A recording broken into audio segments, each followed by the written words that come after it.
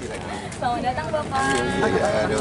Anggota Komisi 11 DPR RI dan Wakil Gubernur Nusa Tenggara Saya pendamping Ariel Bajo ya? telah tiba di tempat acara disambut dengan tarian penyambutan tiba buka.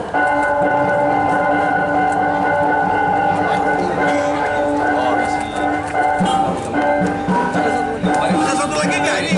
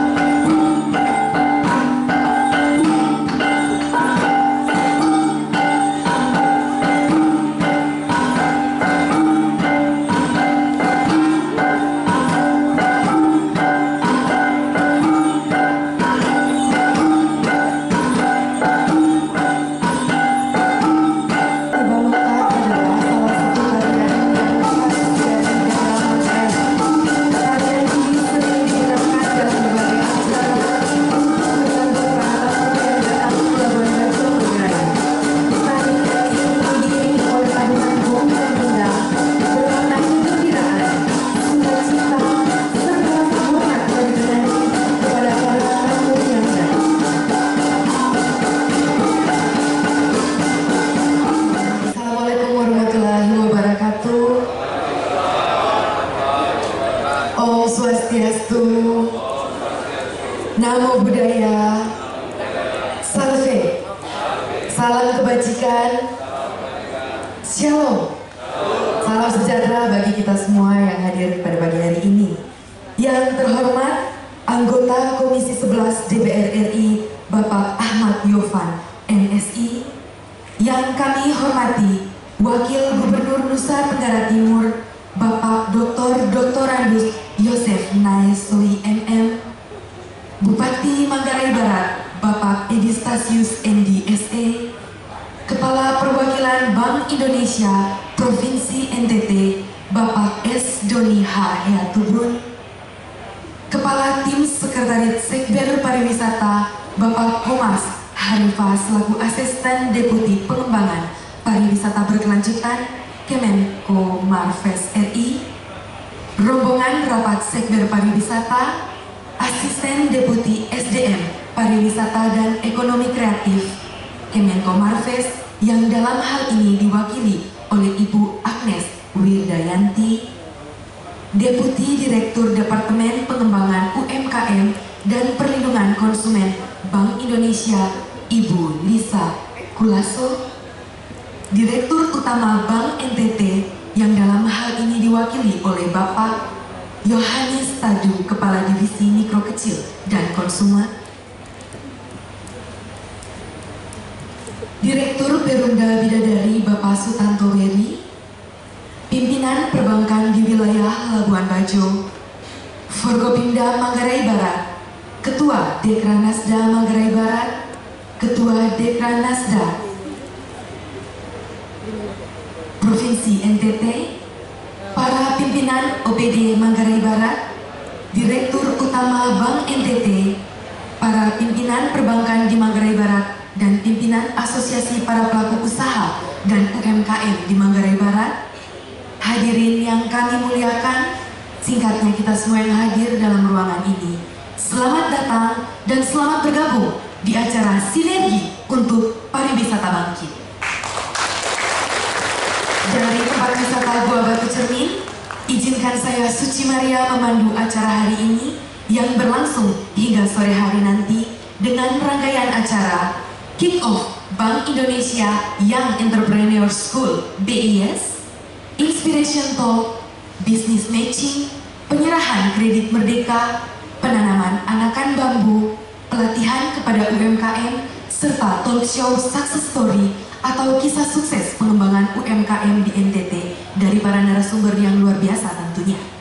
Bapak Ibu hadirin yang kami hormati, selanjutnya welcoming speech dari Kepala Perwakilan Bank Indonesia Provinsi Nusa Tenggara Timur kepada Bapak Doni Hahyatubun. Waktu dan kesempatan dipersilakan. Yang terhormat anggota Komisi 11 Dewan Perwakilan Rakyat Republik Indonesia Pak Ahmad Yohan, selamat datang Pak. Yang kami hormati dan selalu kita banggakan Pak Wakil Gubernur Provinsi NTT Pak Yos, selamat datang, terima kasih. Kemudian juga yang memiliki wilayah Pak Bupati Pak Edi, yang biasa dipanggilnya Salve. Assalamualaikum warahmatullahi wabarakatuh. Om Swastiastu, Namo Buddhaya, salam kebajikan, salam sehat untuk kita semua. Pertama-tama marilah kita panjatkan puji syukur kepada Tuhan Yang Maha Kuasa karena atas perkenannya dan rahmatnya kita semua dapat berkumpul pagi ini dalam acara guna membangkitkan pariwisata khususnya di Labuan Bajo, Manggarai Barat. Dan sekali lagi kami mengucapkan terima kasih, apresiasi pada Pak Ahmad Yohan, Pak Wakil Gubernur, Pak Bupati, Pak Wakil Bupati, kemudian juga tim sekretariat bersama pariwisata, dan Bapak Ibu sekalian yang tidak dapat kami sebutkan satu persatu yang telah ikut dalam kegiatan ini. Ini adalah suatu kehormatan bagi kami. Dan kalau kita melihat data BPS menunjukkan pertumbuhan ekonomi Indonesia cukup kuat, di mana pada triwulan 4 tahun 2022 pertumbuhan ekonomi Indonesia tetap tinggi di angka 5,01% secara year on year atau tahunan. Di tengah ekonomi yang global yang trennya melambat. Dengan perkembangan tersebut tentunya pertumbuhan Indonesia secara keseluruhan tahun 2022 tercatat di 5,31%, jauh meningkat dibandingkan tahun sebelumnya di angka 3,07%. Ke depan pertumbuhan ekonomi tahun 2023 diperkirakan tetap kuat di kisaran 4,5 sampai dengan 5,3%, didorong oleh permintaan domestik baik konsumsi rumah tangga maupun investasi. Perkiraan tersebut juga sejalan dengan naiknya mobilitas masyarakat serta dihapuskannya PPKM, ya, kemudian membaiknya prospek bisnis, meningkatnya aliran pasokan, aliran masuk penanaman modal asing (PMA), serta berlanjutnya penyelesaian proyek strategis nasional. Sejalan dengan pertumbuhan ekonomi nasional, kinerja ekonomi Provinsi NTT cukup kuat di tengah pelambatan ekonomi global dan kenaikan inflasi domestik. Hal ini tercermin dari kondisi pertumbuhan NTT pada triwulan 4 di tahun 2022 di angka 3,45%. Kemudian dibandingkan dengan tahun sebelumnya, ya, ini pertumbuhan ini cukup meningkat karena tahun sebelumnya itu di angka 2,52%. Jadi dampak pelambatan ekonomi dan apa yang terjadi secara global ini, NTT masih tetap survive di tengah kondisi seperti tersebut. Kemudian setelah suksesnya presidensi G20, ini Indonesia kembali dipercaya untuk menjabat keketuaan ASEAN tahun 2023 atau Asian Chairmanship 2023, yang merupakan kali kelima Indonesia sebagai tuan rumah. Sebelumnya itu di tahun 1976, kemudian 1996, tahun 2003, dan terakhir sebelumnya adalah di tahun 2011. Ditunjuknya Labuan Bajo sebagai tuan rumah ASEAN Summit pada tahun ini, nanti di Mei mendatang, merupakan momentum sekaligus tantangan bagi kita semua untuk melakukan promosi Labuan Bajo sebagai salah satu destinasi pariwisata super prioritas atau lebih dikenal dengan DPSP yang ditetapkan oleh pemerintah sebagai bagian dari proyek strategis nasional. Oleh karena itu, Bapak Ibu hadirin sekalian mengingat UMKM memiliki peran strategis baik dalam bentuk promosi produk lokal maupun pergerakan tenaga kerja, maka sinergi dan kolaborasi semua pihak menjadi sangat penting agar pencapaian kita selama ini dapat diakselerasi dan menjadi tuan rumah di wilayahnya sendiri.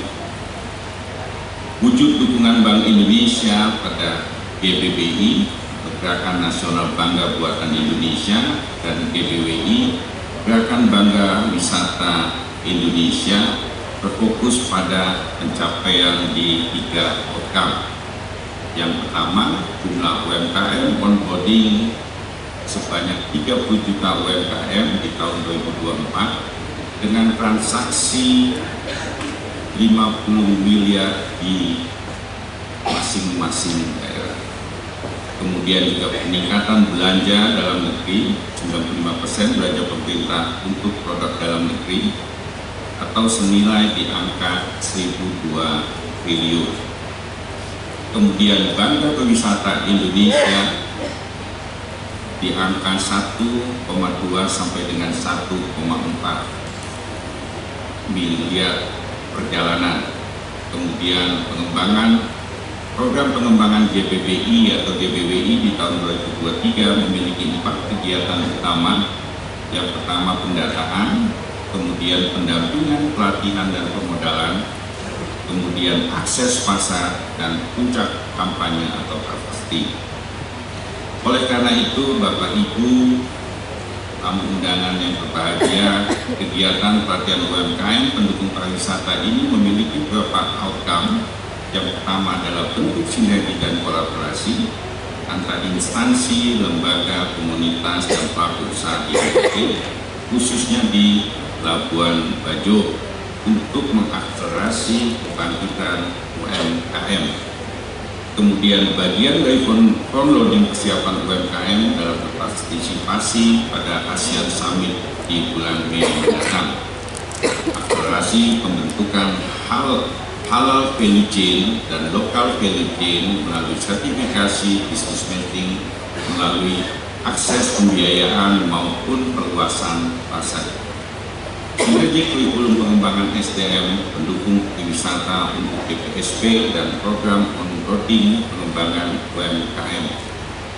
Pak Ahmad Yohan, Pak Wakil Gubernur dan Pak Bupati dan Bapak Ibu tamu undangan yang berbahagia, pada kegiatan pelatihan UMKM yang dilakukan secara hybrid baik offline maupun online sejak tanggal 15 Maret kemarin, yang kita lakukan di sini diikuti oleh 112 UMKM dari berbagai binaan atau instansi, ada kelompok akunitas, kemudian dari Disparekraf Kabupaten Manggarai Barat, kemudian dari Provinsi NTT juga, Kemenparekraf dan onboarding BI, dan total di angka 112 UMKM yang mengikuti kegiatan ini.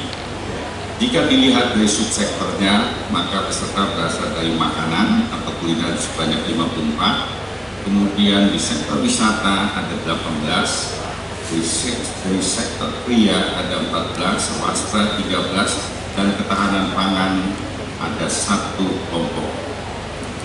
Dan kemudian pada saat ini juga kita akan menginisiasi yang kita sebut dengan Bank Indonesia yang Entrepreneur School atau lebih dikenal dengan BIS, yang merupakan program dari Kantor Perwakilan Bank Indonesia Provinsi NTT dalam pengembangan UMKM yang selalu berbasis pada 3 pilar utama: korporatisasi, peningkatan kapasitas, dan akses pembiayaan. Kick-off Bank Indonesia atau BIS ini akan dilaksanakan pagi ini dan akan menandakan dimulainya program pengembangan UMKM di wilayah NTT. Setelah pertama kali dilakukan di tahun 2019, maka pada tahun ini merupakan yang kelima kalinya kami melaunching program BIS. Oleh karena itu, kami harapkan BIS ini dapat menjadi wadah bagi UMKM untuk naik kelas dan dapat berkontribusi nyata pada perekonomian daerah, khususnya di sektor pendukung pariwisata.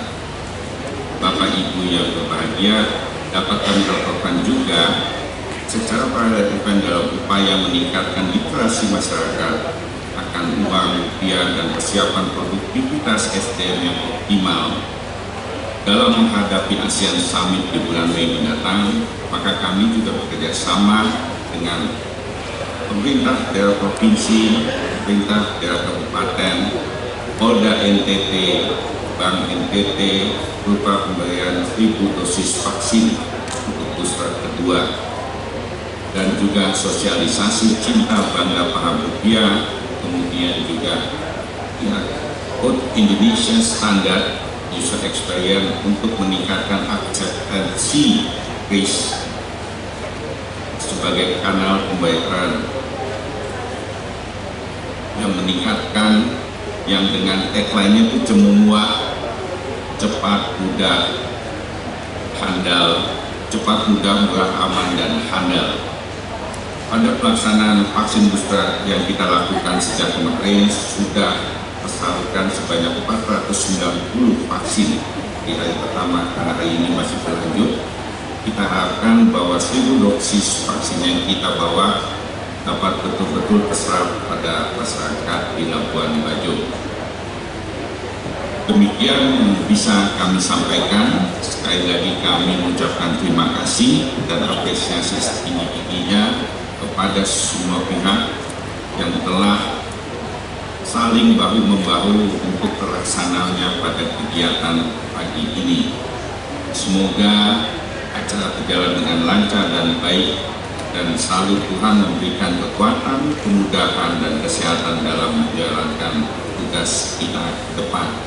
Demikian, terima kasih. Wassalamualaikum warahmatullahi wabarakatuh. Shalom, Salve, Om Santi Santi Santi Om. Namo Buddhaya, salam kebajikan. Terima kasih.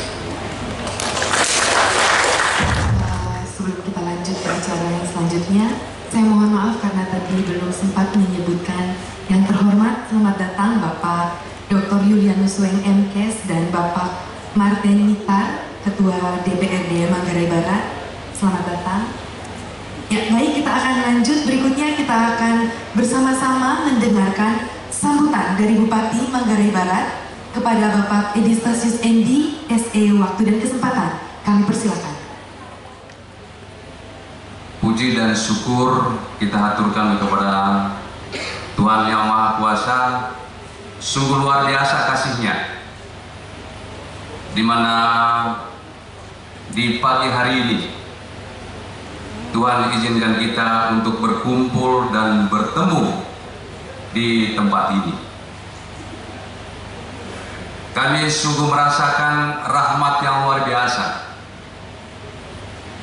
Beberapa hari yang lalu, Bapak Presiden Republik Indonesia baru saja meresmikan pembangunan jalan dari Labuan Bajo ke Golomori, tepatnya di kilometer 16.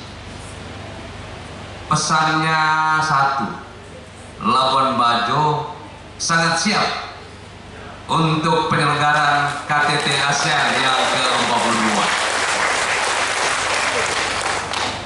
Dengan diresmikan jalan dari Labuan Bajo ke Golomori, menunjukkan bahwa ini pendukung perkembangan pariwisata yang ada di Labuan Bajo. Untuk itu,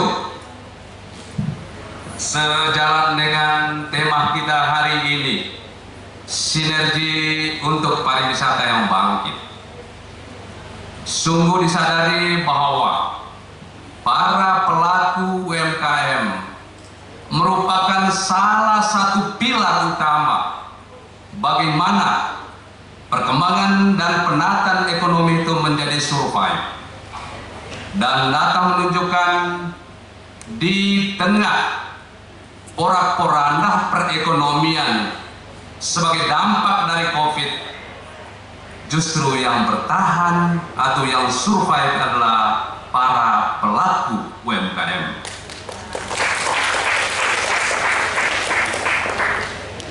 Untuk bisa mewujudkan atau supaya perekonomian dari hari ke hari, baik pelaku UMKM yang ada di Labuan Bajo, Manggarai Barat, maupun pelaku UMKM yang ada di NTT ini, maka hal yang pertama dan utama adalah bagaimana membina, menciptakan soal skill mereka. Saya kira itulah makna yang sangat prinsip kebersamaan kita hari ini. Terus yang kedua, skill saja itu tidak cukup. Itu harus dibarengi dengan bagaimana kita bisa mewujudkan ramah, menerima siapapun yang datang ke tempat kita. Tidak hanya mengunjungi UMKM, tapi mengunjungi sesama saudara kita yang ada di tempat jual ikan, yang ada di pasar, para petani, sangat-sangat dibutuhkan yang namanya ramah. Di samping itu, ramah juga itu tidak cukup. Tapi bagaimana kita menciptakan supaya lingkungan kita itu bersih, rapi. Karena dengan lingkungan kita itu bersih dan rapi, maka orang itu betah berada di tempat kita. Kalau betah, sama dengan mereka lama tinggal di sini.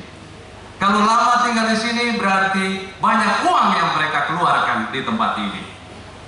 Yang sama dengan tujuan atau goal akhir kepariwisataan itu sudah tercapai.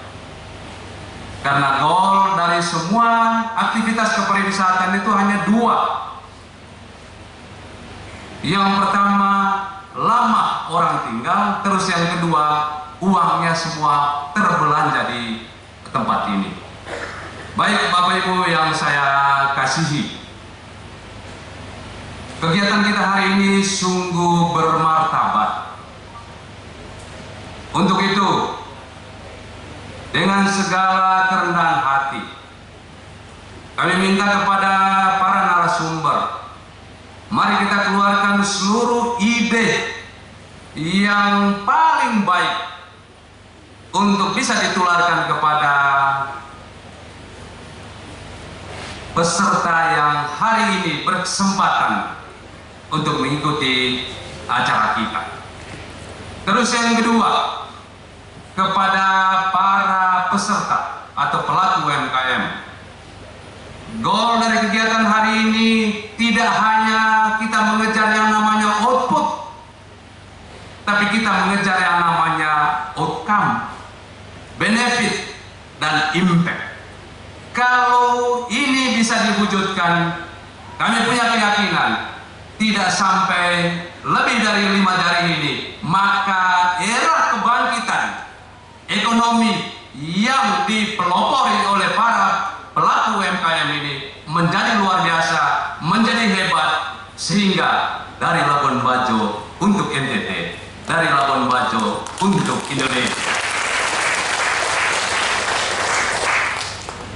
Pak Wakil Gubernur dan peserta yang kami kasihi, dalam diskusi kecil kami sewaktu Kepala Bank Indonesia perwakilan Provinsi Nusa Tenggara Timur berdiskusi di mana tempat yang paling pas kita menyelenggarakan acara hari ini. dengan lugas dan spontan saya menyatakan di Gua Batu Cermin. Sekaligus kami memberitahu kepada Bapak Gubernur beserta Pak Ahmad Yohan,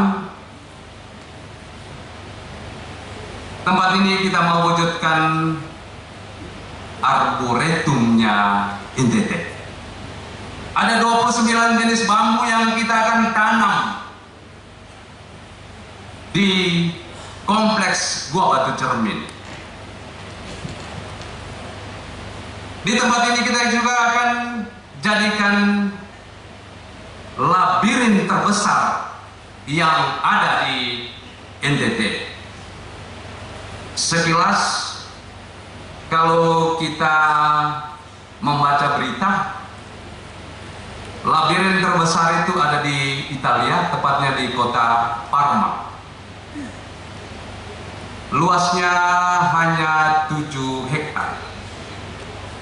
Kalau saja kita bahu-membahu bersinergi mewujudkan bahwa kompleks Gua Batu Cermin ini kita akan jadikan sebagai arboretum, kita akan jadikan sebagai labirin, maka di sini merupakan pusat labirin terbesar yang ada di bumi ini. Di samping itu kita mau wujudkan bahwa kepariwisataan itu tidak hanya kita mau menunjukkan indahnya alam yang diciptakan oleh Tuhan, spot yang baik yang ada di laut, yang ada di air terjun, habis itu yang ada di gua, tapi kita mau bilang bahwa di Labuan Bajo itu tidak hanya indah spot wisatanya, tapi lingkungannya sungguh mendukung kepariwisataan yang ada di Labuan Bajo. Dan akhirnya terima kasih sekali lagi, mohon maaf sekiranya selama berada di Labuan Bajo ada hal-hal yang tidak berkenan. Yang tidak berkenan itu miliknya Bupati dan Wakil Bupati. Kalau ada yang luar biasa itu yang disuguhkan oleh teman-teman pelaku UMKM. Terima kasih. Wassalamualaikum warahmatullahi wabarakatuh. Tuhan memberkati kita semua.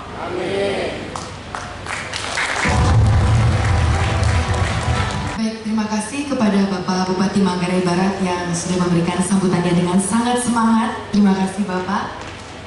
Berikutnya Bapak Ibu hadirin yang kami hormati, kita akan mendengarkan sambutan Ketua Dekranasda Provinsi NTT, Ibu Juli Sutrisno Laiskodat, yang akan disampaikan melalui tayangan video.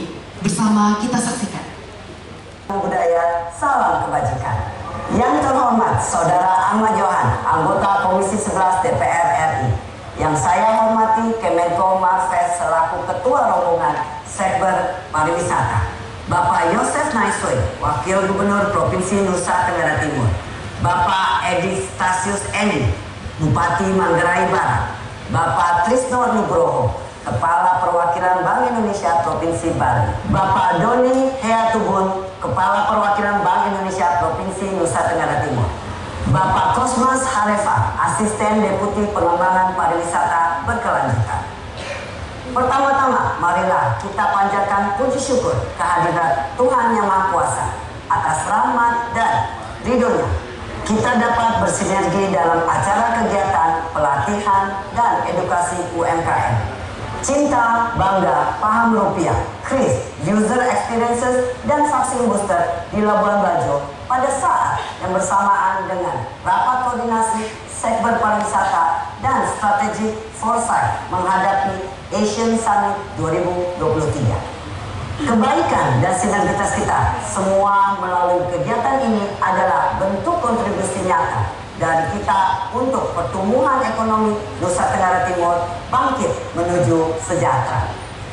Bapak Ibu yang saya hormati, saya menyambut baik kegiatan ini dan memberikan apresiasi kepada Kantor Perwakilan Bank Indonesia Provinsi Nusa Tenggara Timur yang sudah mengambil inisiatif dan bersinergi dengan baik pemerintah pusat pemerintah provinsi, pemerintah kabupaten, maupun lembaga pembiayaan dan pelaku ekonomi untuk membentuk ekosistem serta rantai pasok yang pengembangan UMKM di Provinsi Nusa Tenggara Timur, khususnya di Labuan Bajo, Kabupaten Manggarai Barat. Labuan Bajo merupakan salah satu dari 5 destinasi pariwisata super prioritas DPSP yang ditetapkan oleh pemerintah pada tahun 2019 dan menjadi bagian dari proyek strategis nasional.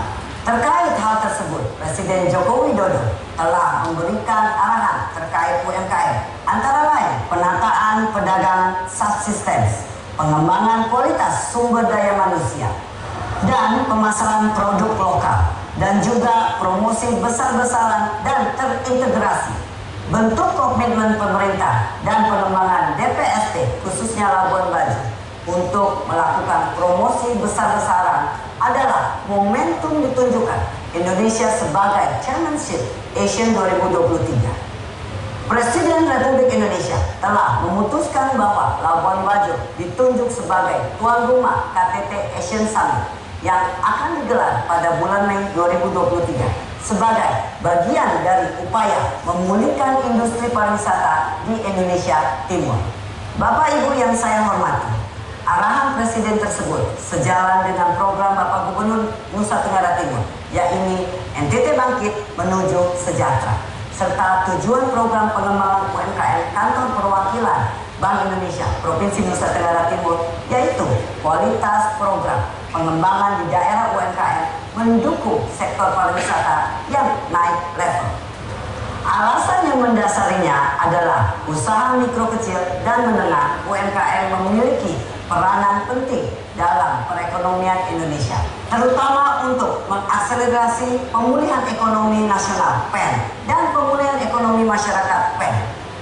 Berdasarkan data Asian Development Bank pada kajian model bisnis multi-channel yang disusun oleh Bank Indonesia bekerjasama dengan LPEM FEB UI 2022 tentang pembiayaan UMKM melalui multi-channel financing, diketahui bahwa 61,07% UMKM berkontribusi terhadap PDRB tahun 2022 dan mendapat 65 juta pelaku UMKM di seluruh Indonesia. Sementara itu, di Provinsi Nusa Tenggara Timur, peran UMKM berkontribusi pada penyerapan lebih dari 1 juta tenaga kerja. BPS Nusa Tenggara Timur 2017. Mari kita tetap bersinergi, berkolaborasi untuk Indonesia maju dan NTT Bangkit Menuju Sejahtera. Semoga Tuhan memberkati dan rangkaian kegiatan ini berjalan sukses. Sekian dan terima kasih. Bapak Ibu hadirin yang kami hormati, selanjutnya adalah sambutan dari Kepala Bank Indonesia Perwakilan Bali, Bapak Trisno Nugroho, yang juga akan ditampilkan melalui video. Berikut kita saksikan bersama. Anggota Komisi 11 DPR RI, Bapak Ahmad Johan MSc. Terima kasih Pak kehadirannya. Yang kami hormati Wakil Gubernur Provinsi NTT, Bapak Dr. Andes Joseph Naesoi MM, Bupati Manggarai Barat, Bapak Edi Stasius NDSE, Ketua Dekranasda Provinsi NTT, Ibu Juli Sutrisno Laiskoda, peserta rapat koordinasi Sekretariat Bersama Percepatan Pengembangan Sektor Pariwisata atau Super Pariwisata, Kepala Perwakilan BI Provinsi NTT, Bapak S. Doni Tabun, Asisten Deputi SDM Pariwisata dan Ekonomi Kreatif, Kemenko Marves, Deputi Direktur Departemen Ekonomi Keuangan Syariah, Direktur Utama Bank NTT, Direktur Perumda Bidadari Bapak Sutarto Weri, Kepala Dinas Pariwisata, Ekonomi Kreatif, Kebudayaan dan Manggarai Barat Bapak Pius Paut, Kepala Dinas Perdagangan Bapak Gabriel Babu, Bapak Ibu narasumber talkshow, para peserta pelaku usaha UMKM serta hadirin yang sekalian yang berbahagia. Om Swastiastu, Assalamualaikum warahmatullahi wabarakatuh. Namo Buddhaya, salam kebajikan, salam dan salam sejahtera bagi kita semua. Pertama-tama kami mengajak Bapak Ibu sekalian untuk senantiasa mengucapkan syukur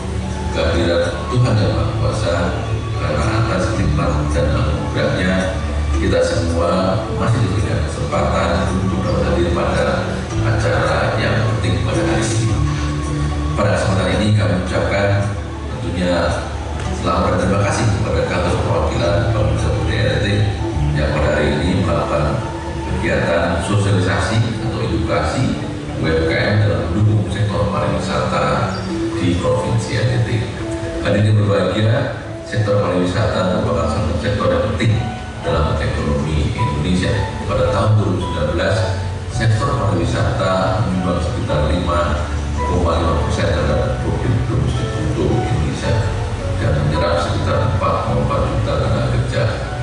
Selain itu, sektor pariwisata memiliki potensi besar untuk menyumbang pendapatan bagi negara. Pendapatan devisa dari pariwisata mencapai sekitar 600 juta dolar di Provinsi NTT. Tingginya peran wisata dalam struktur ekonomi, ya khususnya Bali ini karena kita berada di Bali Nusa, terlihat dari porsi lapangan usaha. Dengan demikian, perkembangan jumlah wisatawan yang datang ke Bali dan nantinya pada saatnya akan ke NTB dan NTT akan mengurangi kinerja pariwisata dan pertumbuhan ekonomi Bali Nusa. Berdasarkan hasil survei UNWTO ini cukup baik ya, bahwa prospek pariwisata pada tahun 2003 akan lebih baik dibandingkan 2022 di tengah tantangan global yang tentu masih tinggi. Bapak Ibu hadirin yang berbahagia, potensi pemulihan sektor pariwisata tersebut hendaknya diikuti oleh peningkatan peran UMKM yang mendukung sektor pariwisata, antara lain UMKM di bidang makanan maupun minuman, di bidang fashion, pasti banyak fashion khas dari NTT yang juga terkenal, kria, dan juga industri kreatif maupun digital. Untuk itu kami mengajak pelaku UMKM yang hadir hari ini untuk memanfaatkan sosialisasi atau edukasi yang diadakan oleh kantor pariwisata. Bapak Ibu hadirin yang muliakan, kami mengucapkan sekali lagi terima kasih kepada Bapak Wakil Gubernur Provinsi NTT, Bupati Manggarai Barat, Ibu Ketua Diprasda Provinsi NTT, Sekretariat bersama Percepatan Sektor Pariwisata, Bapak Ibu pimpinan lembaga instansi di NTT, serta rekan kami dari Bank Indonesia Provinsi NTT yang telah bersinergi dengan baik, bersinergi dengan kuat bersama-sama mendorong UMKM di NTT agar terus bisa naik kelas. Semoga kerjasama dan sinergi yang baik ini terus terjalin dan semakin baik di masa yang akan datang. Dengan semangat KIS, kita berusaha arahan itu KIS pertama konsisten, bagaimana kita mendukung UMKM agar naik kelas, membantu fasilitasi, sertifikasi, digitalisasi, marketplace, dan inovasi. Bagaimana agar UMKM berinovasi karena kompetisi di bidang bukan cukup ketat di Indonesia ini. Dan yang terakhir sinergi bersama pemerintah daerah dan stakeholder lainnya bersinergi membantu UMKM agar bisa naik kelas. Sebagai penutup, saya akan sampaikan dua buah pantun, yaitu yang pertama, kalau cakepnya pergi ke NTT membeli sutra cakep, motifnya bagus, dipandang. Ayo kita bersatu, UMKM Bali Nusa bersinergi bersama kuatkan pariwisata. Yang kedua, perintah masa berburu Bali, caranya memakai sadar. UMKM digital harus berinovasi agar dapat bersaing di pasar global. Dari kata, itu Bapak Santi, Om Santi, Assalamualaikum warahmatullahi wabarakatuh. Terima kasih. Masih dalam acara Sinergi untuk Pariwisata Bangkit, acara yang diselenggarakan oleh Bank Indonesia dan didukung oleh Pemerintah Provinsi Nusa Tenggara Timur, Pemerintah Kabupaten Manggarai Barat, dan Bank NTT. Berikutnya Bapak Ibu yang saya hormati, bersama kita akan mendengarkan sambutan dari anggota Komisi 11 DPR Republik Indonesia kepada Bapak Ahmad Yohan, MSI. Kami persilakan. Bapak-bapak yang saya cintai, tentu sebagai anggota DPR RI, kami akan berusaha semaksimal mungkin mengajak mitra kami di Komisi 11 untuk hadir secara langsung dan memberikan manfaat yang besar untuk Nusa Tenggara Timur. Saya sekolahnya bukan di perbankan, bukan ahli ekonomi, tapi saya ngotot masuk ke Komisi 11 karena saya merasa di sana mitranya top. Ada Bank Indonesia, ada bank-bank Himbara yang menurut saya CSR-nya besar. Kepeduliannya juga luar biasa. Yang kemarin-kemarin belum begitu serius melihat NTT. Puji syukur hampir 7 tahun saya di Komisi 11, sudah hampir ratusan miliar yang didorong oleh Bank Indonesia, bank-bank himbara yang lain untuk masuk ke NTT. Untuk apa? Pak Wakil Gubernur yang saya cintai, saya mesti melaporkan, kita minta fokus kepada 3 hal penting. Yang pertama, untuk penguatan ekonomi masyarakat NTT. Ini selaras dengan perjuangan Bank Indonesia yang selama ini giat mendorong UMKM di Nusa Tenggara Timur. Sudah ratusan UMKM yang kita gerak bersama, dan itu luar biasa menambah tenaga kerjanya. Mudah-mudahan ke depan ini bisa menekan angka pengangguran, menekan angka kemiskinan, dan ikut mendorong pertumbuhan ekonomi di Nusa Tenggara Timur. Sehingga Bapak Gubernur, jangan sampai kita seperti dulu. Kalau di Jawa, orang selalu sinis melihat NTT, menganggap kita ini kelas 2 di negeri ini. Sehingga nama NTT yang cantik ini selalu ada stigma buruknya.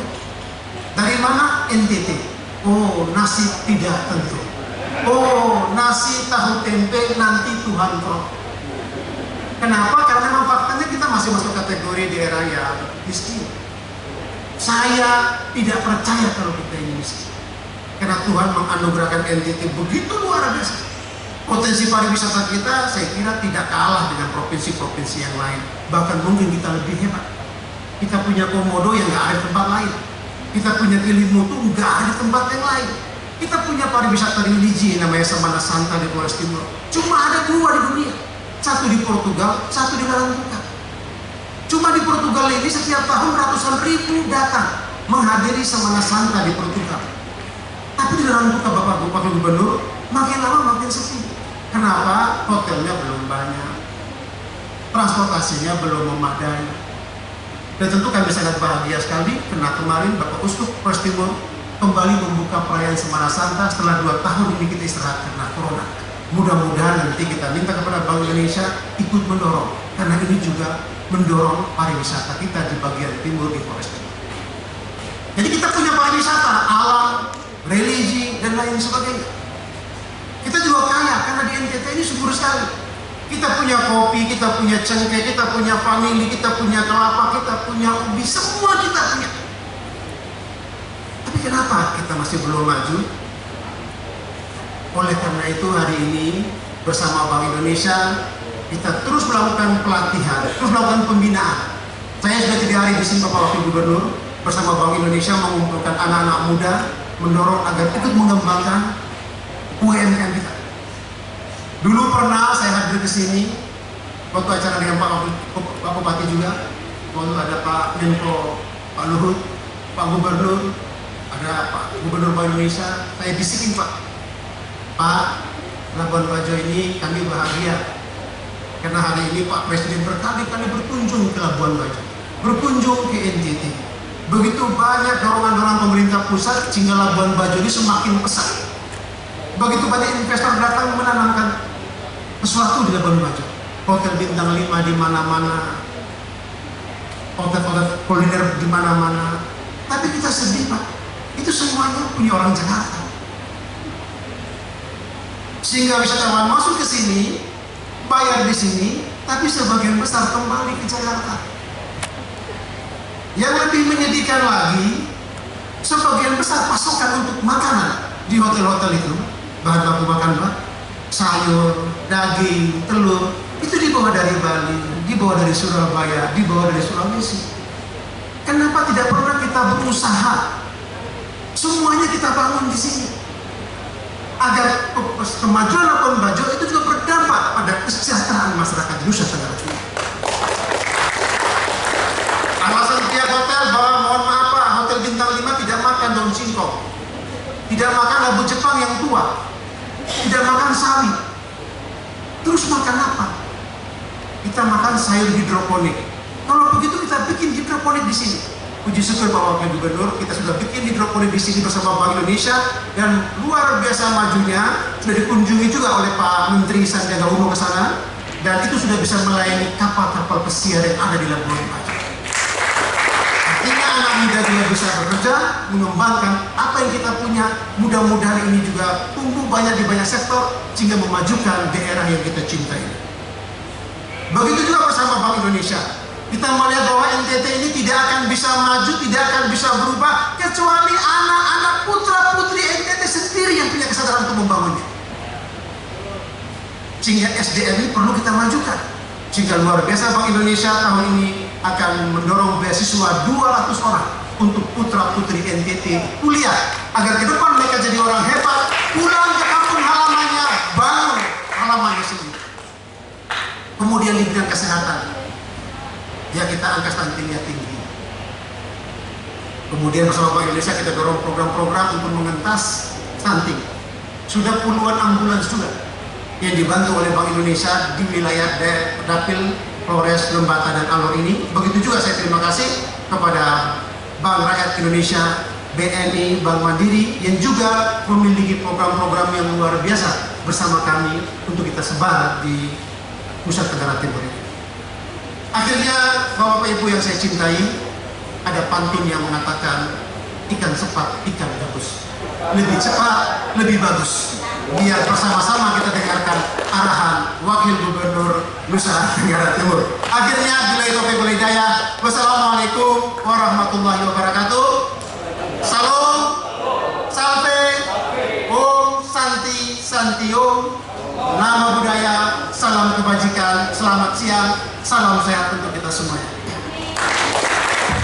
Baik, Bapak Ibu yang kami hormati, selanjutnya kita akan menyimak bersama sambutan dari Wakil Gubernur Nusa Tenggara Timur kepada Bapak Dr. Anus Yosef Naisoy MM. Waktu dan kesempatan dipersilakan.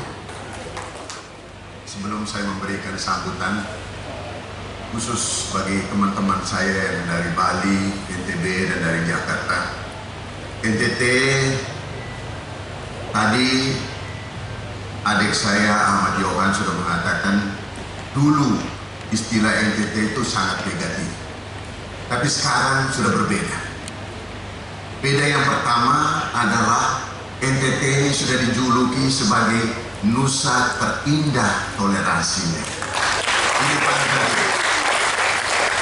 Ini fundamental sekali. Oleh sebab itu kita menerjemahkan apa yang di dalam Al-Quran, Al-Kafirun 6, adik saya Pak Ahmad Yohan, Al-Kafirun 6 mengatakan lakum dinukum waliyadi, untukmu agamamu, untukku agamaku, tapi kita adalah saudara. Ini imamat, buku imamat bagi orang Kristiani yang mengatakan cintailah sesama manusia seperti dirimu sendiri. Di dalam Injil, dalam Tripitaka ada yang namanya cintailah sesamamu manusia. Di kitab suci Weda ada, di dalam kitab suci Sinsu Konghucu juga ada.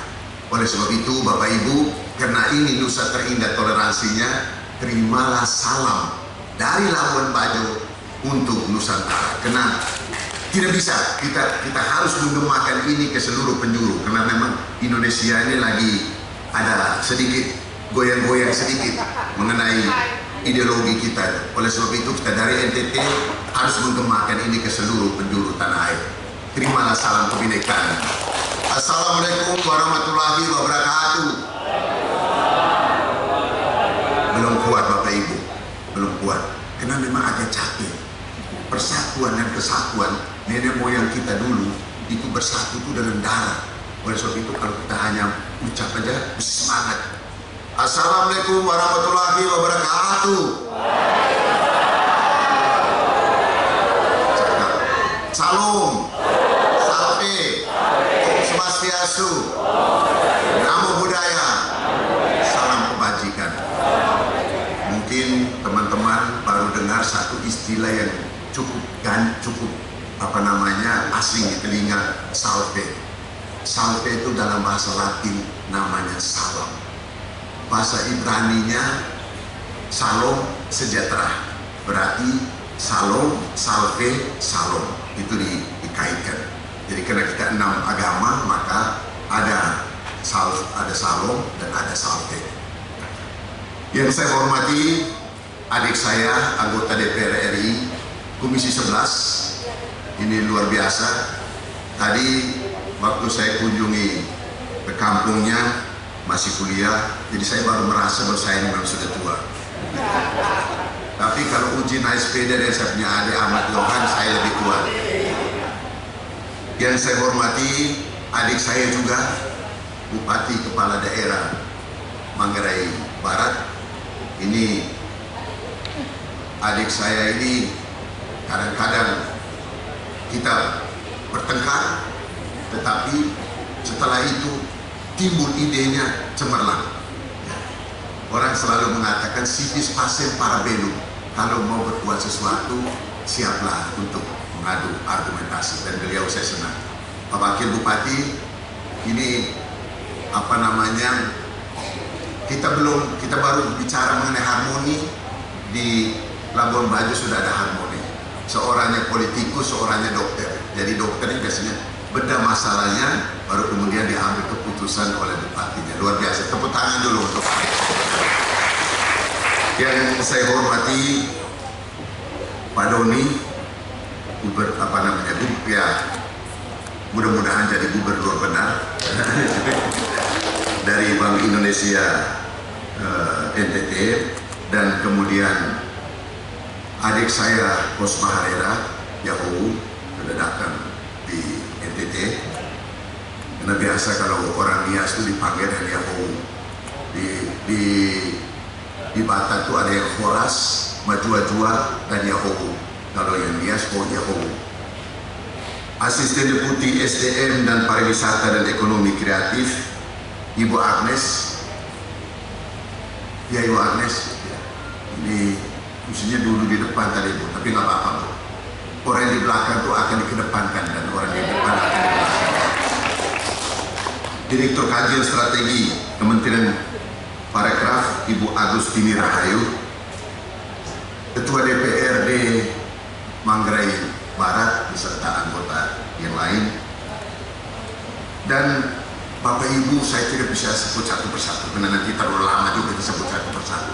Memang lain kali itu kita ikut kayak di orang luar aja. Orang luar tuh ladies and gentlemen, your excellency, sudah begitu aja. Kita di sini kalau tidak begitu repot juga nanti. Nanti semua pelan-pelan dia pulang. Biasanya itu tidak hormat. Tapi ya kita nggak apa-apa, capek sedikit nggak apa-apa. Bapak Ibu, saudara-saudara sekalian, tema pada pagi hari ini sangat luar biasa. Sinergi untuk pariwisata bangkit. Bapak Ibu pernah nonton di televisi Arsenal main bola? Saya kira pernah nonton. Begitu Arsenal main bola, ada satu istilah yang sangat luar biasa mereka tebarkan gambar di mana-mana. Victory, Concordin, Crescit. Itu bahasa Latin. Yang dalam bahasa Indonesia, keberhasilan hanya bisa dicapai dengan keharmonisan. Itu juga sinergi. Bapak Ibu, saudara-saudara sekalian, pariwisata merupakan suatu kegiatan usaha imajinasi, mewujudkan imajinasi kenikmatan dari seseorang. Wisatawan datang ke sini, dia pakai apa? Dia lihat apa? Dia tidur di mana? Makan apa? Pulangnya bawa apa? Dan pakai apa? Itu bahasa sederhana sekali. Namanya wisata, itu pariwisata. Ya, pari itu dalam bahasa Sanskerta berkali-kali. Sata itu wisata, artinya wisata orang datang berkali-kali. Tadi sudah dikatakan dengan jelas oleh adik saya Pak Bupati, mengatakan kalau misalnya kita tidak menyiapkan prasarana dan sarana dia dengan baik, maka dalam tinju ada istilah hit and run, pukul terus lari. Jadi dia datang sekali, dia terus pergi terus, nggak mau dia datang lagi. Tapi pariwisata artinya datang berkali-kali. Datang berkali-kali, maka komponen-komponen dari pariwisata itu kita harus perhatikan bersama, Bapak Ibu, saudara-saudara sekalian. Bapak Ibu, saudara-saudara sekalian, saya coba mengingat-ingat dulu Komodo waktu belum terkenal. Kebetulan adik bungsu saya itu kerja di Komodo. Saya datang libur ke sini untuk melihat Komodo. Dan saya berbahagia melihat bagaimana komodo kawin, bagaimana komodo hidup berkembang biak. Jadi Bapak Ibu datang ke Labuan Bajo tidak hanya sekedar untuk melihat komodo, tidak hanya sekedar melihat keindahan alam, tidak hanya sekedar melihat ekspresi budaya tradisional, tidak hanya sekedar melihat UMKM-nya yang luar biasa, tetapi ada suatu imajinasi yang sangat luar biasa. Jadi kalau Bapak Ibu pergi ke Ragunan bisa lihat komodo di sana. Di kebun binatang ada komodo. Tapi mengapa harus di komodo? Bapak Ibu, komodo satu-satunya di dunia binatang di darat yang makan anaknya hanya komodo. Ini banyak yang tidak tahu. Ya, saya pernah hidup di komodo 1 bulan waktu dulu bersama dengan adik saya. Satu, dia bisa makan anaknya. Makanya komodo dan Bapak Ibu, maka itu orang-orang NTT khususnya di Manggarai Barat ini kalau yang cowok itu biasanya gentle. Ibu Agnes biasanya kalau cowok-cowok yang di Manggarai Barat kalau sudah tanya cewek, yuk mau dengan saya. Kalau tidak mau dia langsung pergi. Gitu. Dia tidak mau. Tapi kalau mau dia akan kejar terus. Tuh. Nah, itu sama seperti komodo. Komodo jantan Bapak Ibu, saya sedikit bercerita. Dia sebelum kawin dengan betina, dia berkelahi dulu. Berkelahi sesama jantan.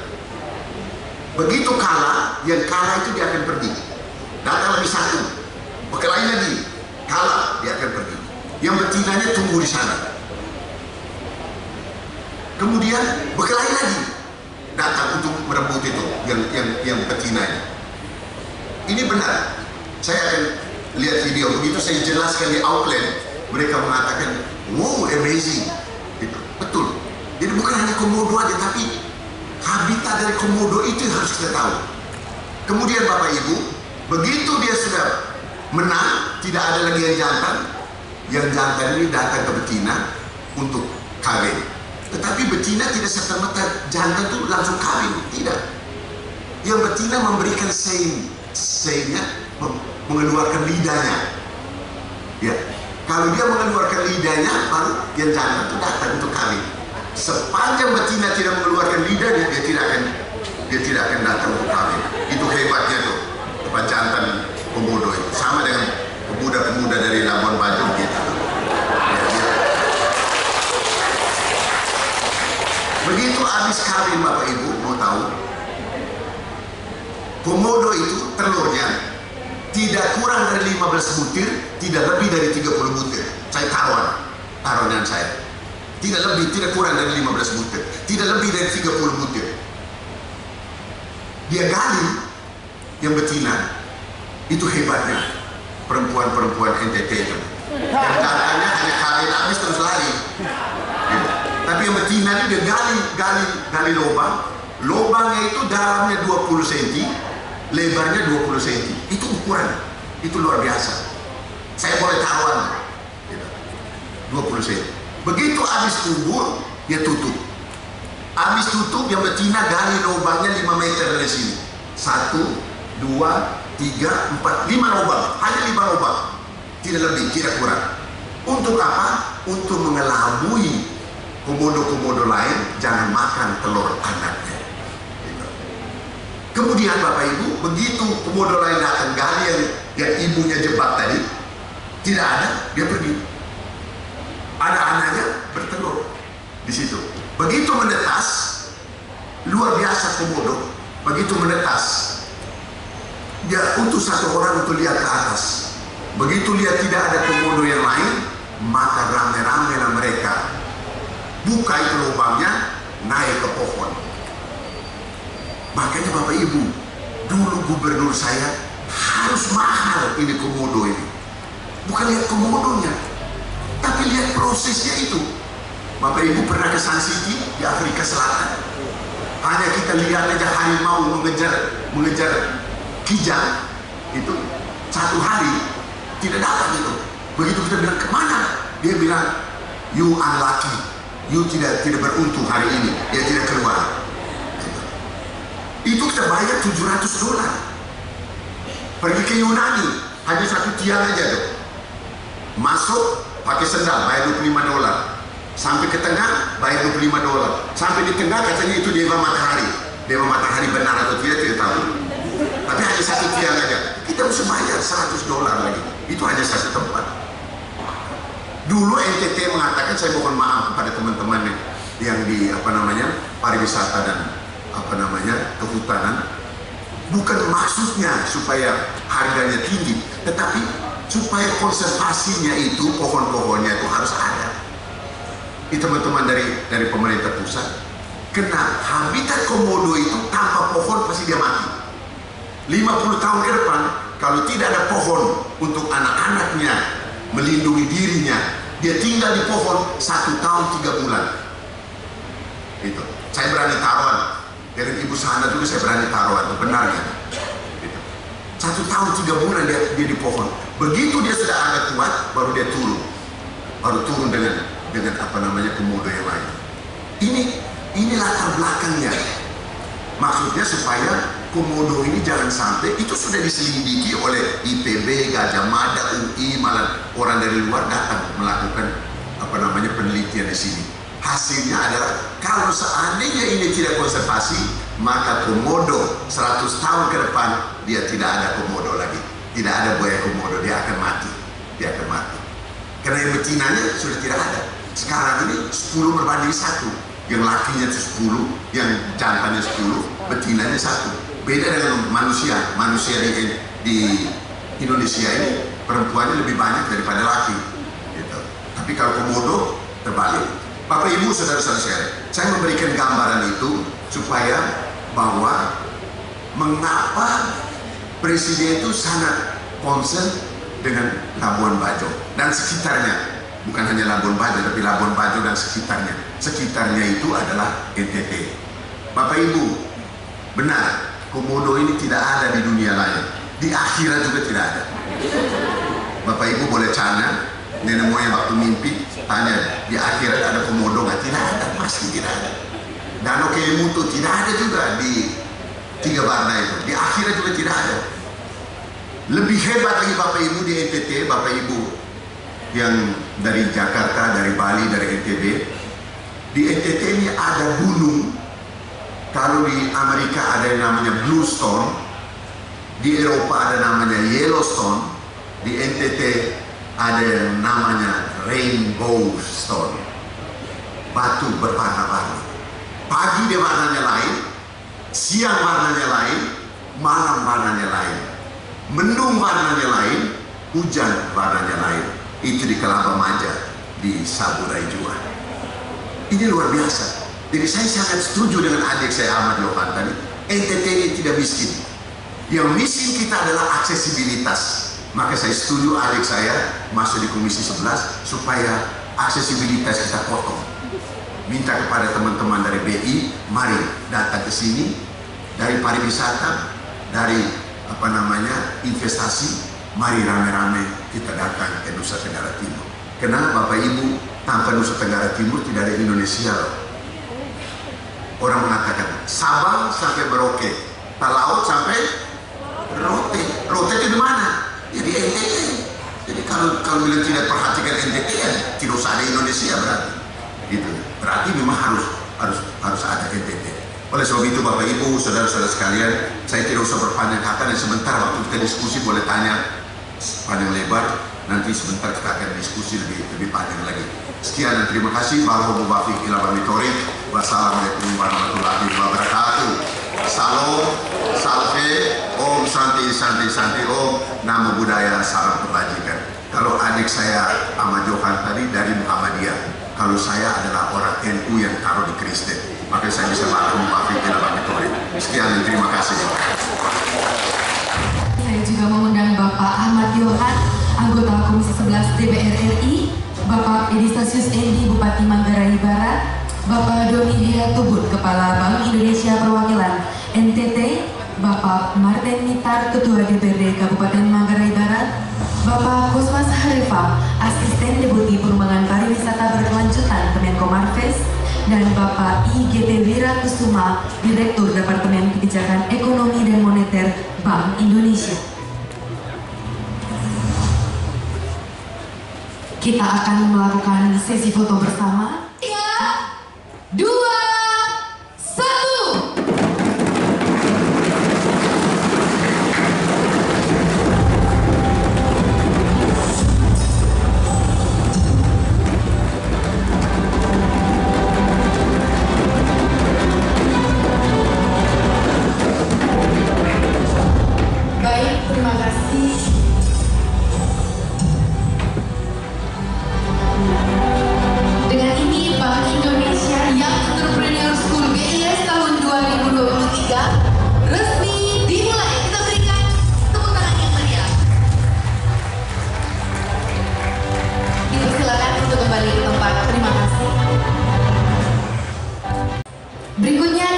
masuk ke acara Inspiration Talk, sinergi pariwisata bangkit dengan pembicara kita yang sudah hadir di tempat ini, anggota Komisi 11 DPR RI Bapak Ahmad Yohan MSI, lalu ada Bapak Wakil Gubernur NTT Bapak Dr.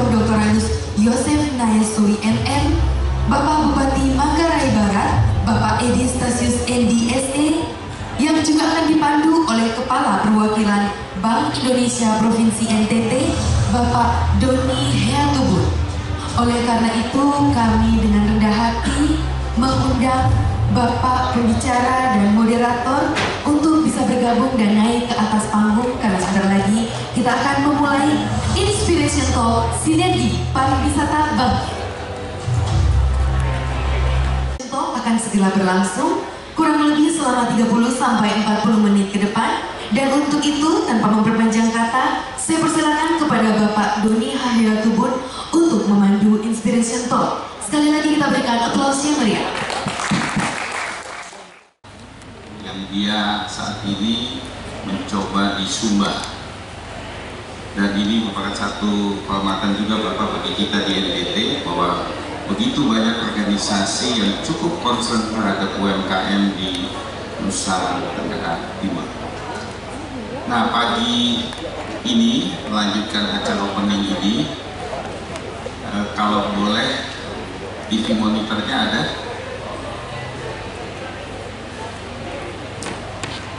Bapak terhadap urgensi yang dihadapi UMKM secara nasional. Oleh UMKM secara nasional, tapi sebelumnya saya gambarin dulu di Pak Doni bahwa memang banyak di antara kita semangat ingin mengembangkan UMKM dengan potensi yang kita punya. Tapi sampai hari ini memang ada 3 persoalan ketika kita ingin mengembangkan UMKM. Yang pertama, ya kapasitas. Banyak orang ingin mau mengembangkan UMKM, dia punya potensi, tapi kapasitasnya nggak cukup, sehingga ini juga membuat UMKM agak lambat berkembang. Kemudian yang kedua, kalau sudah ada produksinya, juga bingung ini pasarnya kemana. Misalnya kemarin kita sudah mendorong begitu banyak program untuk pengembangan porang di Manggarai Barat ini, ratusan juta kita dorong kepada petani-petani. Setelah porangnya tumbuh subur, luar biasa, sekarang kita bingung. Ini porang, siapa yang mau beli? Kita kemanakan? Nah, yang ketiga baru persoalan modal. Memang soal modalnya di mana-mana. Tapi dengan kita bersinergi dengan perbankan, jangan dengan rentenir. Masalahnya sekarang itu banyak sekali di antara kita yang terjebak dengan rentenir. Jadi kita ajak OJK kemarin datang ke sini untuk perang melawan rentenir ini. Begitu juga dengan Bank Indonesia. Kenapa kita mendorong UMKM ini agar masa kita jangan sampai terjebak dengan rentenir. Misalnya, saya ambil contoh, kita punya potensi jambu mente. Ini luar biasa di Polres Timur, Pak Doni. Ini termasuk jambu mente varian nasional, unggulan nasional. Puluhan hektar, bahkan ratusan hektar tanam jambu mente ini. Tapi sayang, petaninya terjebak dengan ijon, karena dia harus pinjam uang untuk pesta 5 juta. Besok lagi ada keluarga yang sakit, dia pinjam lagi 3 juta. Besok dia pinjam lagi anaknya mau sekolah. Sehingga ketika jambu mente ini panen, belum habis sudah dimakan sama ijon dengan harga yang sangat murah. Sehingga kita selama Bank Indonesia pernah menghitung ratusan hektar itu hasilnya seharusnya setiap tahun masyarakat desa tersebut mendapatkan 11 miliar dari jambu mente yang dia punya. Tapi faktanya sampai sekarang dia masih hutang. Rupanya begitu-begitu saja. Ketika mau melahirkan dia bingung, ketika anaknya sekolah dia mau bingung. Nah, semua ini karena kita belum bermitra dengan perbankan. Nah, harapan kita ke depan, inilah kita butuh Bank Indonesia. Kita butuh masyarakat mulai bersinergi dengan perbankan, mulai paham. Tugas kami sebagai anggota DPR tentu membuka akses, memberikan informasi, mengajak Bank Indonesia perbankan memberikan pelatihan-pelatihan kepada masyarakat bahwa dia tahu, dia punya kapasitas, bisa mengembangkan potensinya. Bahkan Bank Indonesia juga akan membantu memasarkan itu. Sehingga menurut saya, guna memenuhi urgensi itu, perluasan pembiayaan memerlukan model bisnis, pembiayaan rantai pasok yang sesuai dengan keahlian, preferensi, modal bisnis bank, dan sesuai kebutuhan UMKM. Melalui skema multi-channel financing, perusahaan kita dapat menyampaikan rekomendasi UMKM yang layak mendapatkan pembiayaan dari lembaga keuangan maupun lembaga pembiayaan. Kajian yang telah disusun oleh Bank Indonesia bersama OJK dan akademisi untuk memotong berbagai model bisnis generik multi-channel financing ini, menurut saya sudah dapat menjadi referensi strategi bagi lembaga keuangan, korporasi, serta UMKM dalam mendorong peningkatan akses keuangan UMKM di Indonesia. Saya kira demikian, Pak. Terima kasih Pak Ahmad Johan.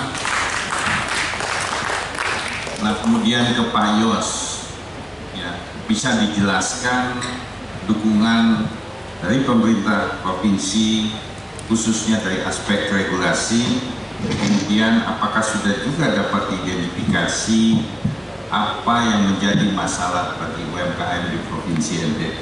Silakan, Bapak. Baik, terima kasih Pak Doni.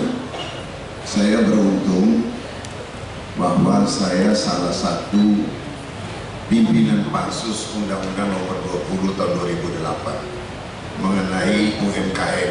Jadi kalau mau mengikuti regulasi, saya sedikit banyak mengetahui baik notulen fakultatifnya maupun dari sudut wordingnya. Yang pertama, Undang-Undang 20 Tahun 2008 itu latar belakangnya adalah dunia usaha ini harus diatur dengan suatu regulasi. Dunia usaha. Siapa-siapa yang namanya dunia usaha, yaitu mereka usaha mikro, usaha menengah, usaha kecil, usaha menengah, dan usaha besar. Itu namanya dunia usaha. Bagaimana untuk melindungi mereka? Melindungi mereka pertama adalah mereka harus dirubah dari mindset garapan menjadi kerja. Ini paling penting Bapak Ibu. Apalagi di NTT. Di NTT hambatan yang paling besar kita belum melakukan kerja. Kita baru melakukan garap. Di dalam konvensi ILO dengan jelas apa itu work, apa itu laboring.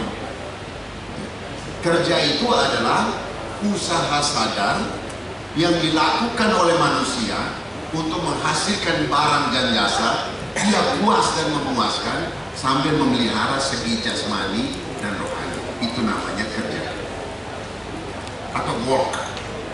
Ini sedikit teori sedikit. Mengapa demikian? Bahwa semua orang akan mengatakan hewan juga kerja. No. Yang kerja itu hanya manusia. Dia usaha sadar, memang dia melakukan kegiatan. Tapi apakah hewan memelihara segi jasmani? Tidak. Apakah dia puas? Tidak. Oleh sebab itu, tadi sudah dikatakan waktu pembukaan tadi, bagus sekali dipaparkan oleh adik saya Pak Bupati tadi, mengatakan bahwa orang yang datang itu harus puas dan kita sendiri harus manifestasi dari kegiatan itu dengan memuaskan gitu. Dan harus ada output dan outcome-nya, tidak hanya outputnya tetapi outcome-nya. Jalan dari sini sampai di Tanamori, sampai di Golomori. Tahun lalu bulan Januari saya datang pertama kali dengan Menteri PUPR, kami ke sana ke Tanamori sampai Golomori itu sampai 3,5 jam pada saat itu. Sekarang 30 menit sudah bisa. Tapi apakah orang di sekitar kiri kanan itu bisa menikmati atau tidak? Itu yang namanya outcome tadi. Outputnya jalan, tetapi outcome-nya artinya bagaimana jalan itu bisa diperuntukkan bagi konsumen dan produsen. Dari sudut regulasi Bapak Ibu, saya kira kita Indonesia ini undang-undang, peraturan, menteri, peraturan, kepala daerah sudah terlalu banyak. Bahkan satu-satunya di negara di dunia yang paling banyak regulasi itu Indonesia. Maka itu diadakan apa yang dinamakan dengan apa kemarin punya namanya cipta kerja, omnibus law. Omnibus itu artinya semua omni masukkan di dalam bis, jadi satu. Gitu. Jadi memang di luar negeri itu kami ini ya, tanya aja adik saya, ngurus itu undang-undang itu untuk kata dan straight atau aja itu bisa 2 hari 2 malam. Padahal kalau di luar negeri itu tidak ada. Saya kebetulan members of International Maritime Organization. Itu hanya sebentar aja itu. Kita hanya ubah satu pasal udah. Gitu. Ada yang namanya consolidate, labor convention dan sebagainya. Itu biasanya. Kalau sebetulnya dari sudut regulasi kita sangat bagus. Dari sudut idealis sudah bagus. Tapi dari dimensi realistis, bahwa masih banyak sekali UMKM kita yang belum tersentuh. Ini harus kita dengan jujur untuk pemerintah provinsi maupun pemerintah daerah kabupaten. Belum tersentuh dalam arti bahwa tidak hanya salah pemerintah juga, masyarakat juga ada yang keliru juga. Begitu baru dengar Ahmad ini saya punya adik ini Ahmad Yohan atau Gubernur BI mengatakan nanti ada bantuan untuk usaha menengah kecil, rame-rame orang bikin usaha, rame-rame itu, rame-rame dah. Padahal tadinya dia sudah biasa, cocok tanah biasa, bikin biasa. Oh tidak saya mau dagang, kamu bikin baru, kamu bikin ini, jadi tiba saat tiba akal. No, ini profesional Bapak Ibu. You jadi tukang ojek, silakan ojek yang profesional. You jadi petani yang profesional. Nanti hasil Anda itu, kalau Anda tidak bisa menjual, baru kemudian Anda bisa berusaha, aksesibilitasnya, baru kemudian minta kepada bank dan sebagainya. Baru berubah menjadi pedagang. Gitu. Jadi jangan sampai tiba saat tiba akal Bapak Ibu. Saya selalu ngomong belak-belakan. Ya saya ini sudah dikatakan saya ini orang NU Pak. Dalam NU ada yang namanya kuli hak walau karena murah. Katakan benar itu benar, katakan salah itu salah, baru terpanggil rasanya. Jadi itu belak-belakan aja. Orang Belanda bilang open bar. Ya. Saya dulu pernah tidak lulus di Leiden University gara-gara saya tidak open bar. Profesor saya suruh saya ambil daun, langsung usir, keluar. Besoknya ambil daun lagi keluar. Hari ketiga ambil daun keluar. Hari keempat baru saya lulus. Kenapa? Dia bilang mengapa? Karena mengapa kau tidak tanya daun apa, berapa banyak, di mana, untuk apa, taruh di mana? Ini saya tidak ada Bapak Ibu. Oleh sebab itu Bapak Ibu, UMKM ini satu profesi. Contoh ini, saya calon wakil gubernur, saya ada tim suksesnya. Tiba-tiba tim sukses ini tadinya dia tidak berdagang, tidak jadi kontraktor. Begitu kena dekat dengan saya, tiba-tiba jadi kontraktor. Itu lucu. Tiba-tiba pulang dari sini, orang di pinggir jalan sana yang dia tadi Gojek tuh, oh saya mau UMKM Pak, saya bikin kios begini. No, bukan itu. Gitu. Profesi itu orang yang datang dari hatinya, ada 3 gerak. Tergerak dari hatinya untuk kekuatan dia, kemudian dia menggerakkan diri, dia bergerak dari diri sendiri, baru dia menggerakkan orang lain. Jadi jangan tiba saat tiba akal Bapak Ibu, saudara-saudara sekalian. Jadi, kalau Bapak Ibu yang sudah berusaha di UMKM, wajib hukumnya pemerintah harus memberikan aksesibilitas. Karena anggaran dari pemerintah ini sangat kecil, maka kita beruntung ada adik-adik kita di Komisi 11 DPR RI yang memfasilitasi kita mendatangkan Bank Indonesia, mendatangkan beberapa perusahaan dari sana yang mereka memiliki CSR-nya. CSR-nya banyak, tetapi CSR-nya tidak bisa dikasih gratis. Jangan dikasih uang sekarang 10 juta yang bapak-bapak, besoknya uangnya langsung habis. Malam ini ada pesta, ada yang meninggal, pinjam dulu main kartu. Main kartunya 500.000, lusa pinjam lagi 500.000, kemudian 500.000, lama-lama habis itu. Ibu-ibu, jangan gunakan itu untuk arisan juga. Karena arisan itu kekeluargaan yang spending money-nya adalah di luar dari usaha. Gitu.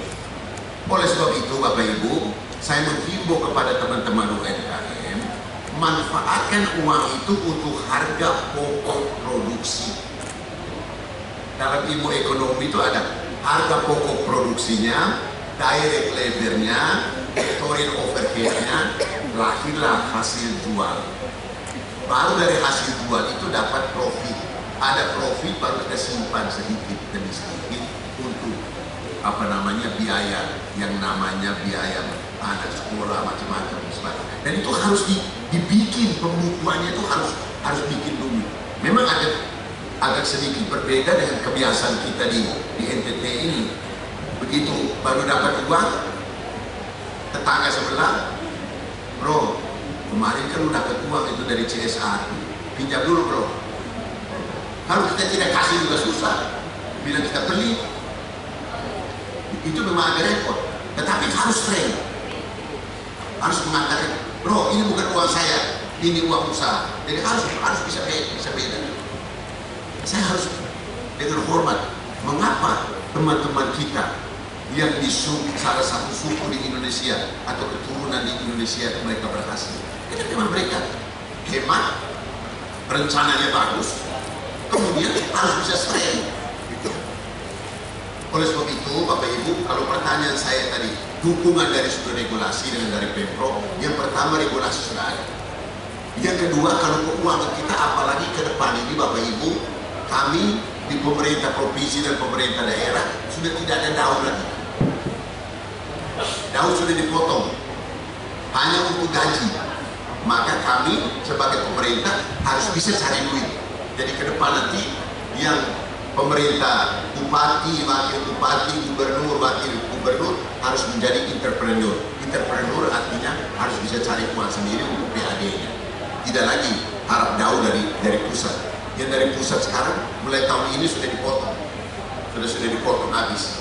Jadi memang kita harus bisa memanfaatkan CSR kemudian dengan anggaran yang lainnya itu. Jadi jangan diharapkan lagi nanti pemerintah daerah. Kenapa pemerintah daerah ini dulu ada bansos, ada bantuan ini? Ya memang kita punya PAD belum ada, belum mencukupi. Oleh sebab itu saya kira mari kita sama-sama, tapi di sinergi ini sudah bagus. Sinergi ini usaha untuk melakukan keharmonisan. Saya sudah katakan tadi, victory kokodil kresi. Keberhasilan hanya bisa dilakukan melalui sinergitas atau keharmonisan. Keharmonisan itu artinya melalui peta helix. Ya, pemerintah bikin apa, badan usaha bikin apa, akademisi bikin apa, dunia usaha bikin apa, media sosial bikin apa, dan kemudian lebih kecil lagi di dalam usaha mikro kecil dan menengah. Saya kira itu aja Pak Doni. Terima kasih. Terima kasih. Nah, Pak Wagub itu lebih pas jadi filsuf. Di setiap jawaban selalu ada latar belakangnya, filosofisnya ini. Itu yang luar biasa. Nah kemudian kepada Pak Bupati, Pak Edi, mohon diberikan pencerahan mengenai UMKM yang ada di Labuan Bajo atau di Manggarai Barat, beserta kebijakan Bapak selama memimpin untuk UMKM-nya. Silakan Bapak.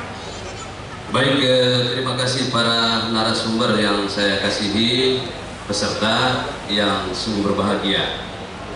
Pertama, apa tugas terberat dari pemerintah? Saya kira tidak hanya pemerintah daerah, ya, tapi pemerintah.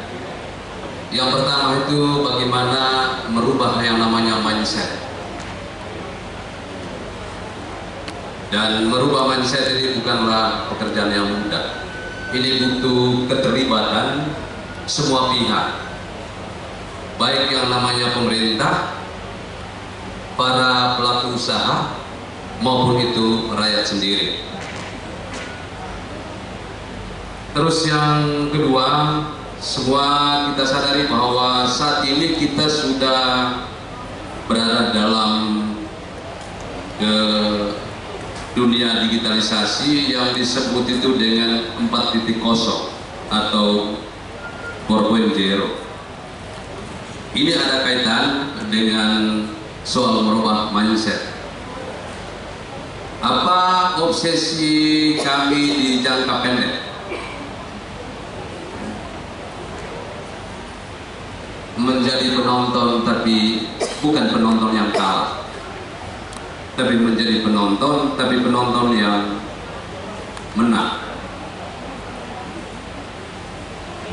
Dalam kaitan dengan soal saat ini sudah memasuki era yang disebut dengan 4.0, ya.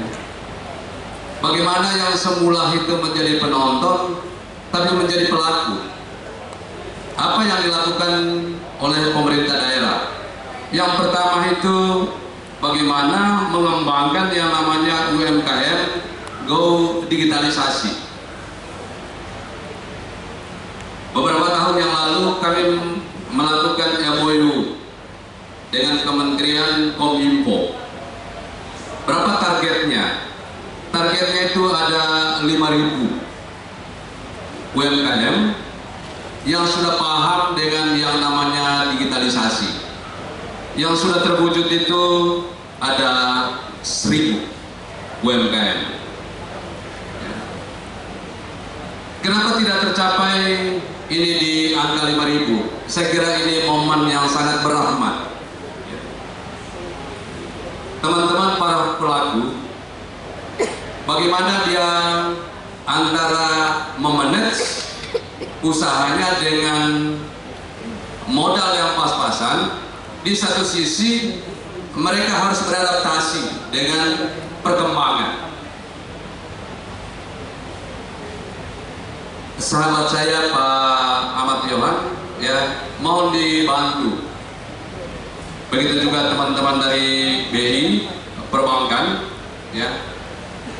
Apa salah satu, sebenarnya bukan kendala, tapi bagaimana mengisikan untuk keberlangsungan yang namanya usaha dengan penyelesaian, ya, soal perkembangan. Kenapa dari target 5.000 ini baru yang terserap, ya, 1.000, ya, itu soal, ya, kesiapan yang namanya laptop, ya. Kalau dari segi soal sinyal, saya kira kami berterima kasih.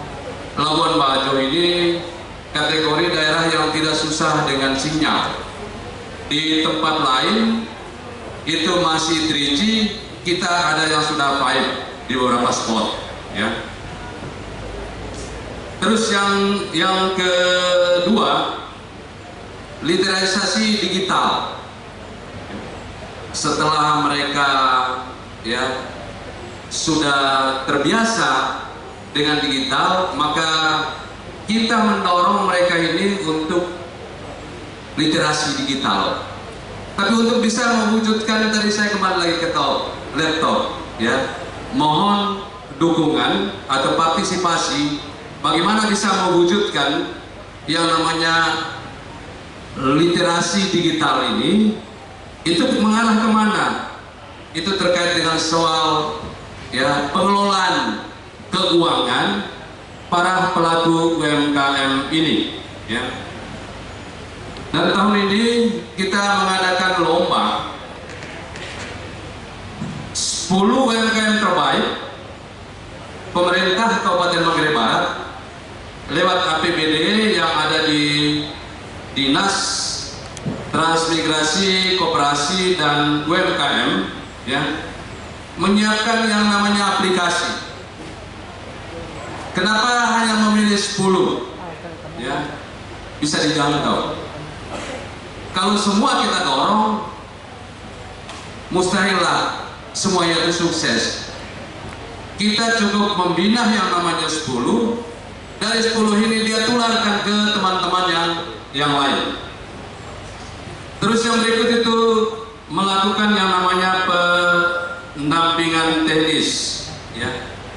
Kapasitas mereka ini harus diasah, didampingi, karena saya lagi kembali ke awal tadi, merubah mindset, ya. Bagaimana supaya dalam tanda kutip ini Pak Wagub, ya, Pak Ahmad Yohan dan teman-teman dari BI dan Kementerian, ya, bagaimana supaya dominasi yang namanya korporasi yang ada di kabupaten ini jangan merajalela. Ada beberapa desain kebijakan yang akan kita kembangkan, yang akan kita dorong, ya. Yang pertama, ya, sebentar lagi kita akan buat moratorium soal perizinan, dan mohon juga koordinasi dengan pemerintah pusat, dalam hal ini Kementerian Investasi, karena ini erat kaitannya soal kepengurusan izin yang sekarang sudah tersentralistik. Ya, apa cita-cita kami yang mau kami kembangkan supaya hotel yang bintang 4 dan bintang 5 itu kita stopkan dulu. Itu yang pertama. Terus yang kedua, di daerah-daerah permukiman tidak akan kita biarkan untuk membangun yang namanya hotel, tapi ini didorong bagaimana rumah-rumah penduduk itu, ya, dirubah dari rumah tinggal menjadi homestay. Tapi lagi-lagi mohon izin, ini mesti ya duduk bersama, ya. Lagi-lagi ini duduk bersama antara pemerintah pusat, pemerintah provinsi, pemerintah kabupaten, ya, dengan satu cita-cita, go Fadis, ya, rakyat Mabar. Terkadang karena terlalu sentralistik soal kepengurusan izin tanpa melihat kondisi existing, padahal ini Indonesia. Jauh lebih elok diberi kesempatan kepada para pimpinan yang ada di daerah untuk melakukan yang namanya inovasi, karena yang tahu kondisi rakyatnya itu pemimpin yang ada di daerah. Lagi-lagi tidak diterjemahkan, ya, kami mau mengambil alih. Tapi kalau kita mau mendudukkan untuk membangun, untuk mencapai goal kesejahteraan rakyat, diberilah inovasi, ya, kepada kepala daerah, ya, apa potensi yang harus dikembangkan, yang tujuan akhirnya bagaimana peningkatan kesejahteraan rakyat. Ya. Terus yang berikut, ya, yaitu mengadakan pelatihan di BLK. Tahun lalu itu kita melahirkan ada kurang lebih 260 calon wirausahawan baru, yang harapannya setelah keluar dari BLK mereka ini menjadi wirausahawan baru, ya. Lagi-lagi tentu ini juga butuh kebersamaan, ya. Kita mengambil peran apa yang harus kita dorong supaya 260 ini, ya, mereka akan menjadi pelopor, ya, untuk para generasi muda, untuk rakyat yang ada di daerah ini, supaya mereka itu menjadi wirausahawan baru. Terus yang kedua, kita telah mengeluarkan instruksi Bupati bagaimana hotel, restoran, ya, supaya dia harus manfaatkan seluruh hasil pertanian yang dihasilkan oleh para petani yang ada di tempat ini. Dan untuk menuju ke sana, apa yang harus kita bedah, yang kita harus urus, ya, yaitu soal rantai pasok, ya. Pemerintah pusat dengan intervensi kebijakannya, pemerintah provinsi dengan intervensi kebijakannya, dan para pengusaha yang kategori itu sudah kemampuannya di atas rata-rata, supaya mereka itu tampil sebagai bapak asuh kepada para petani yang ada di tempat ini, yang punya kesungguhan sehingga bisa terbentuk itu rantai pasok. Karena kapan itu tidak, maka stabilitas, ya, itu tidak akan bisa terkendali. ya, lagi-lagi menjadi tugas terberat ya, oleh kita semua itu bagaimana menciptakan stabilitas. Untuk bisa mewujudkan itu berarti kita harus hilangkan yang namanya gap antara kemajuan sektor jasa dengan para petani yang ada di tempat ini. Karena kapan ya masih terjadi gap, saya kira biar saat ini investasinya itu sangat luar biasa, menjadi mubazir. Karena apa? Ada gap antara sektor jasa dengan sektor pertanian. Sebagai gambaran, ada kurang lebih 78,9 ya, % yang profesi rakyat yang ada di kabupaten ini sebagai petani, dan sangat miris. Dan saya kira itu menjadi pekerjaan rumah ya. Saya sebagai bupati ya, wakil bupati, begitu juga teman-teman pimpinan dan segenap anggota DPRD, bagaimana mendorong supaya sektor pertanian yang merupakan ya sektor utama mata pencarian rakyat di tempat ini, angka PDRB-nya ya itu harus tinggi. Tapi ini terbalik, Pak ya. Sektor jasa yang jumlah orangnya saya bisa hitung itu tidak sampai dengan 4.000, tapi memberikan angka PDRB itu 8 sampai dengan 12%. Saya kira izin Pak Wakil Gubernur Pak Ahmad Johan dan teman-teman yang dari BI ya, saya kira ini menjadi pekerjaan rumah kita bersama. Kalau di hari-hari kemarin Labuan Bajo ini di hari-hari kemarin itu miliknya masyarakat Manggarai Barat, itu miliknya masyarakat NTT, tapi Labuan Bajo saat ini miliknya umat manusia yang ada di muka bumi ini. Labuan Bajo adalah miniaturnya provinsi ini. Labuan Bajo adalah miniaturnya negeri ini. Mari kita dandan bersama. Tidak hanya infrastruktur yang sangat mercusuar yang harus dibangun, tapi bagaimana pembinaan terhadap UMKM, bagaimana peningkatan sumber daya rakyat yang ada di tempat ini menjadi tugas kita bersama. Terima kasih.